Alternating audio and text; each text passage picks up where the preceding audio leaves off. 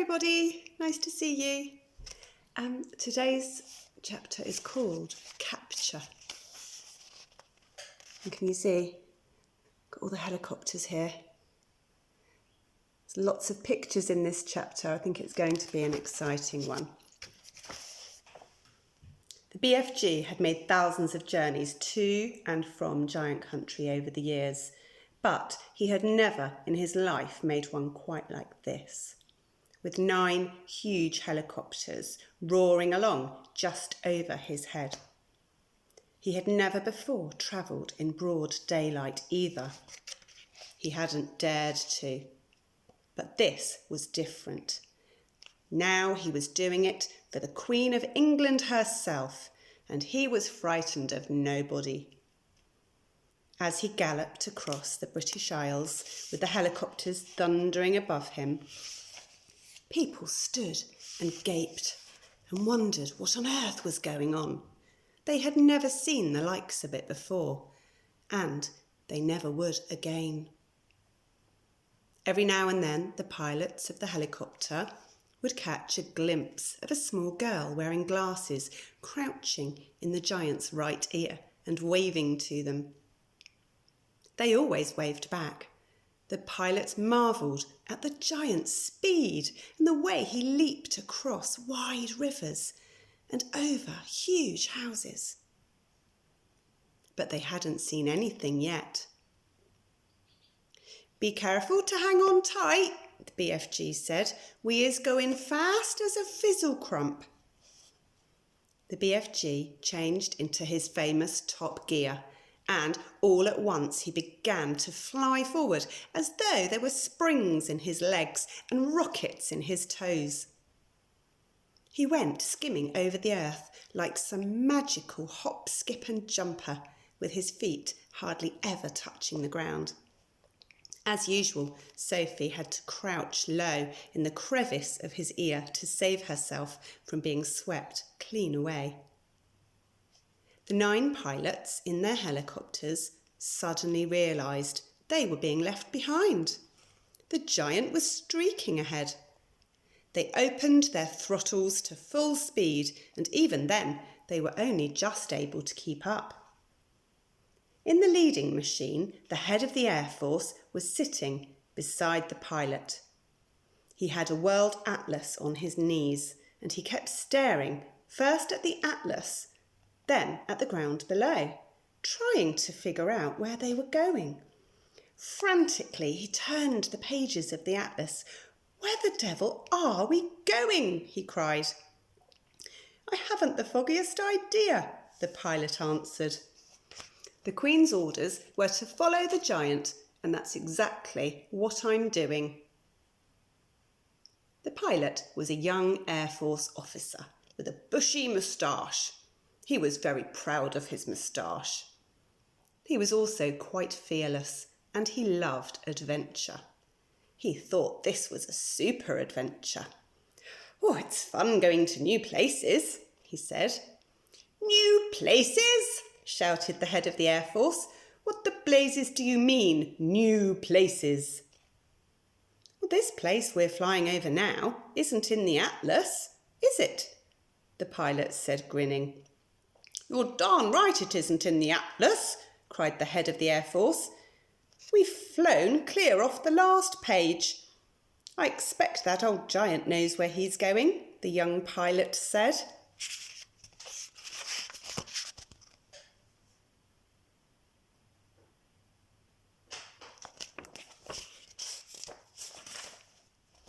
"He's leading us to disaster," cried the head of the Air Force. He was shaking with fear.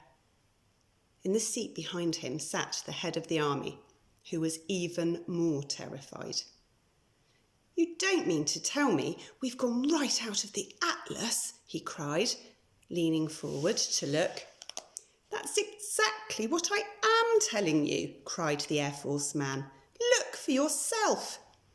Here's the very last map in the whole flaming atlas. We went off that over an hour ago." He turned the pages. As in all atlases, there were 2 completely blank pages at the very end. So now we must be somewhere here, he said, putting a finger on one of the blank pages. Where's here? Cried the head of the army. The young pilot was still grinning broadly. He said to them, that's why they always put 2 blank pages at the back of the atlas. They're for the new countries. You're meant to fill them in yourself. The head of the Air Force glanced down at the ground below. Just look at this godforsaken desert, he cried. All the trees are dead and all the rockets are blue. All the rocks are blue. The giant has stopped, the young pilot said. He's waving us down. The pilots throttled back the engines and all 9 helicopters landed safely on the great yellow wasteland. Then each of them lowered a ramp from its belly. 9 jeeps, 1 from each helicopter, were driven down the ramps. Each jeep contained 6 soldiers and a vast quantity of thick rope and heavy chains. I don't see any giants, the head of the army said. The giants is all just out of sight over there, the BFG told him. But if you is taking those slosh-buckling noisy belly poppers any closer, all the giants is waking up at once and then pop goes the weasel. So you want us to proceed by jeep? The head of the army said. Yes, the BFG said. But you must all be very hushy quiet. No roaring of motors, no shouting, no mucking about, no piggery jokery. The BFG, with Sophie still in his ear, trotted forward and the jeeps followed close behind. Suddenly, the most dreadful rumbling noise was heard by everyone. The head of the army went pea-green in the face. Those are guns, he cried. There is a battle raging somewhere up ahead of us. Turn back, the lot of you. Let's get out of here. Pig spiffle, the BFG said. Those noises is not guns. Of course they're guns, shouted the head of the army. I am a military man, and I know a gun when I hear one. Turn back. Those is just the giants snortling in their sleep, the BFG said. I is a giant myself, and I knows a giant snortle when I is hearing one. Are you quite sure? The army man said, anxiously. Positive, the BFG said. Proceed cautiously, the army man ordered. They all moved on. Then they saw them. Even at a distance, they were enough to scare the daylights out of the soldiers. But when they got close and saw what the giants really looked like, they began to sweat with fear. Here they are.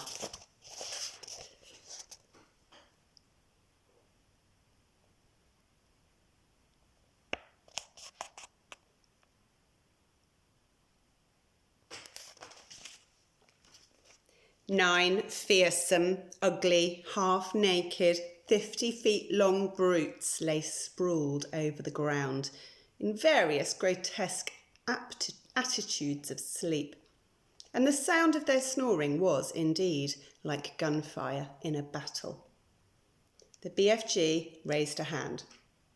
The jeeps all stopped. The soldiers got out. What happens if one of them wakes up? Whispered the head of the army, his knees knocking together from fear.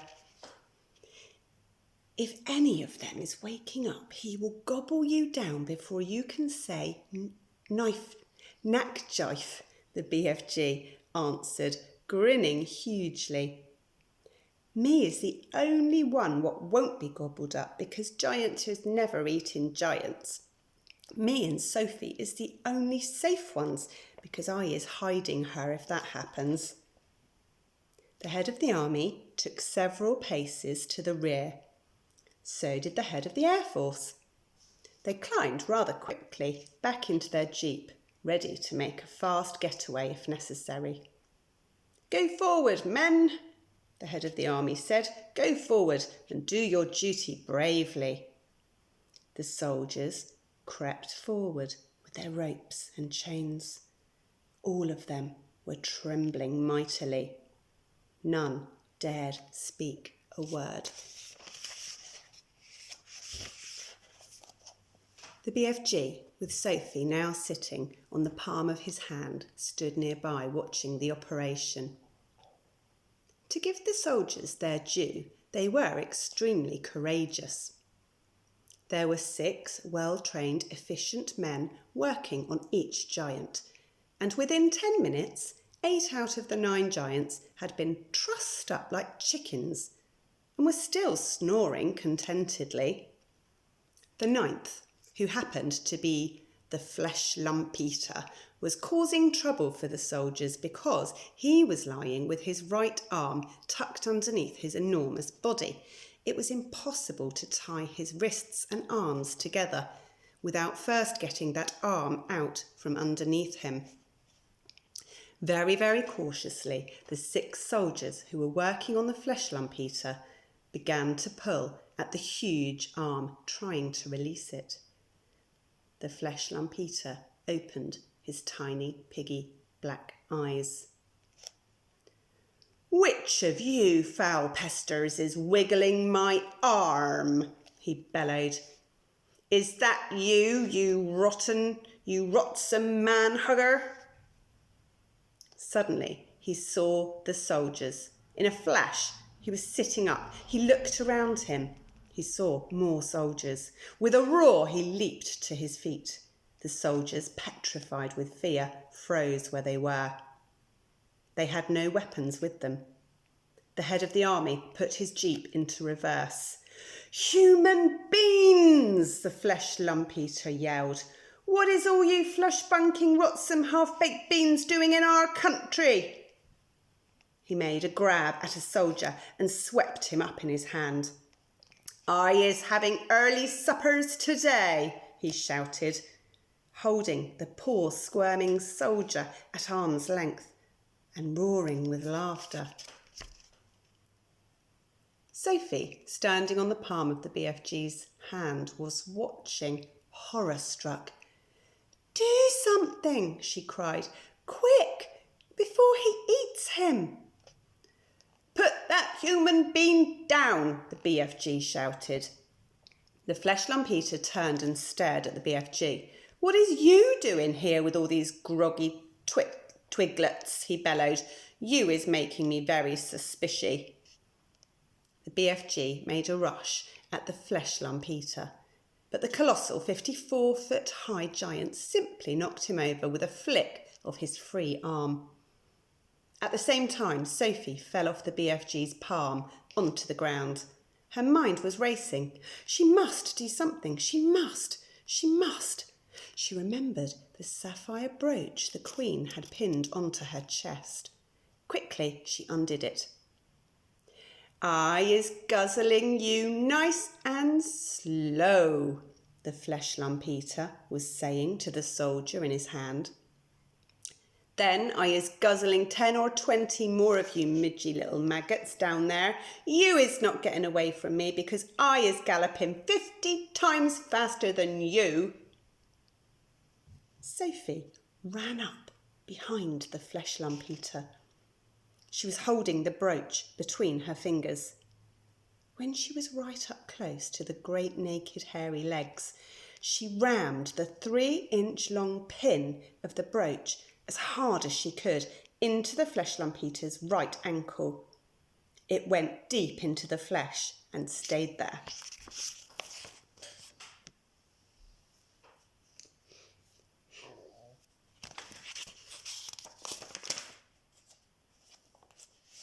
Oh, here's another picture.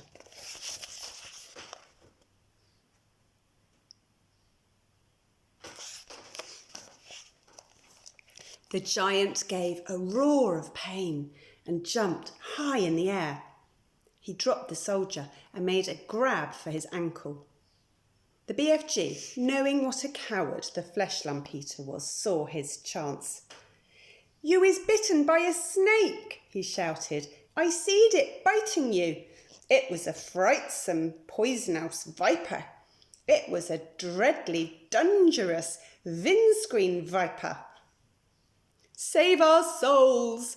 bellowed the flesh lump eater. "Sound the crumpets! I is bitten by a septitious, venomsome windscreen viper." He flopped to the ground and sat there, howling his head off and clutching his ankle with both hands. His finger felt the brooch. The teeth of the dreadly viper is still sticking into me," he yelled. "I is feeling the teeth sticking into my anklet." The BFG saw his second chance. "We must be getting those viper's teeth out at once," he cried.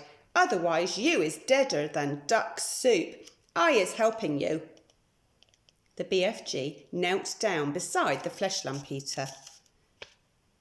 "You must grab your anklet very tight with both hands," he ordered. "That will stop the poisonous juices from the venomsome viper going up your leg and into your heart." The flesh lump eater grabbed his ankle with both hands.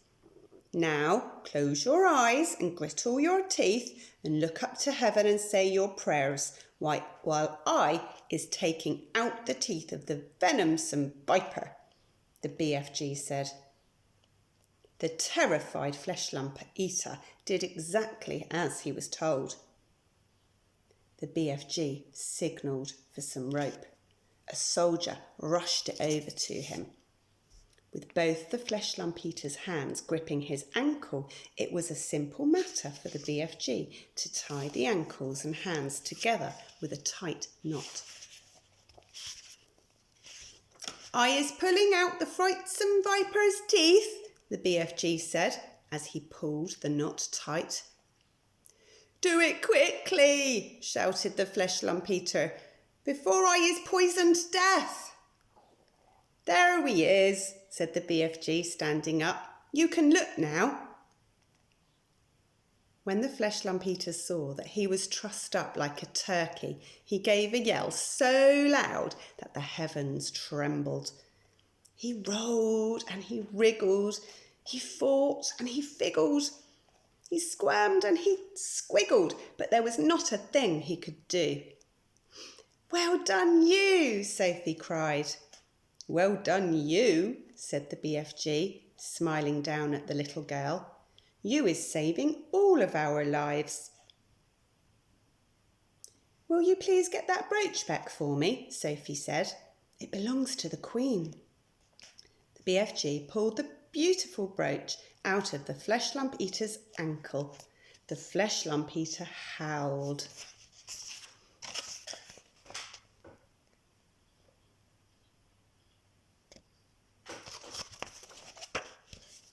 The BFG wiped the pin and handed it back to Sophie. Curiously, not one of the other 8 snoring giants had woken up during this schmozzle. "When you is only sleeping 1 or 2 hours a day, you is sleeping extra doubly deep," the BFG explained. The head of the army and the Air Force drove forward once again in their jeep. "Her Majesty will be very pleased with me," the head of the army said. "I shall probably get a medal. What's the next move?" "Now you is all driving over to my cave to load up my bottles of dreams," the BFG said. "We can't waste time with that rubbish," the army general said. "It's the Queen's order," Sophie said. She was now back on the BFG's hand. So the 9 jeeps drove across to the BFG's cave and the great dream loading operation began. There were 50,000 jars in all to be loaded up, more than 5,000 to each jeep, and it took over an hour to finish the job.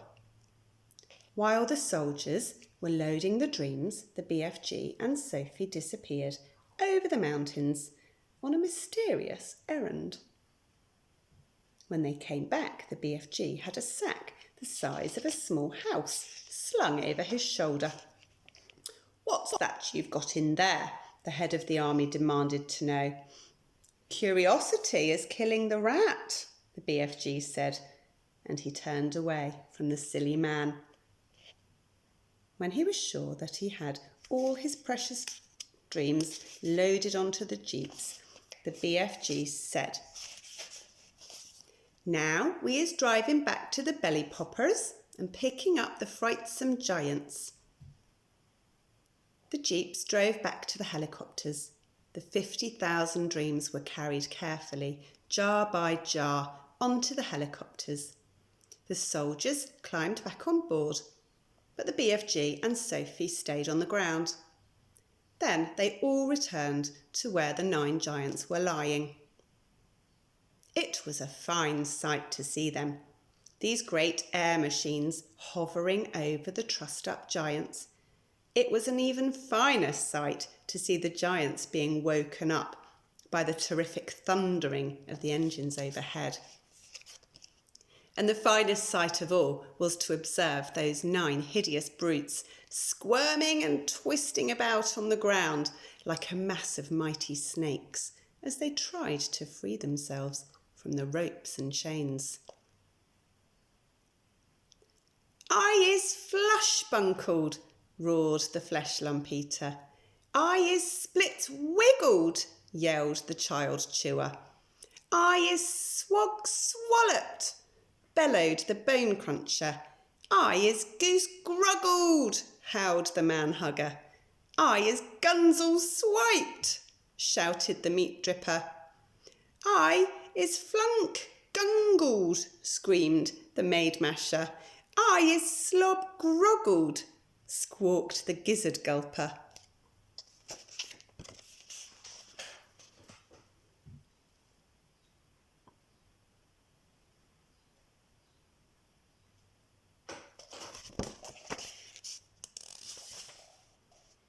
"I is crod-squinkled," yowled the blood-bottler. "I is bop-muggered," screeched the butcher boy. The 9 giant carrying helicopters each chose a separate giant and hovered directly over him. Very strong steel hawsers with hooks on the end of them were lowered from the front and rear of each helicopter.